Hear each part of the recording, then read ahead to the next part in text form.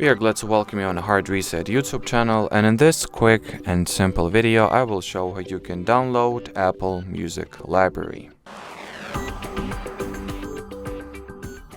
So to start, you will need to launch your iPhone settings. Here find and enter the music category. Then enable the sync library option here. And then make sure to also switch on the automatic downloads button. And that will be it. Within certain time period, your entire Apple Music library will be automatically downloaded on your iPhone's internal storage. On an Android device, the procedure is somewhat the same. Just go into the Apple Music settings inside the app itself and you'll find the same automatic downloads option and then enable it.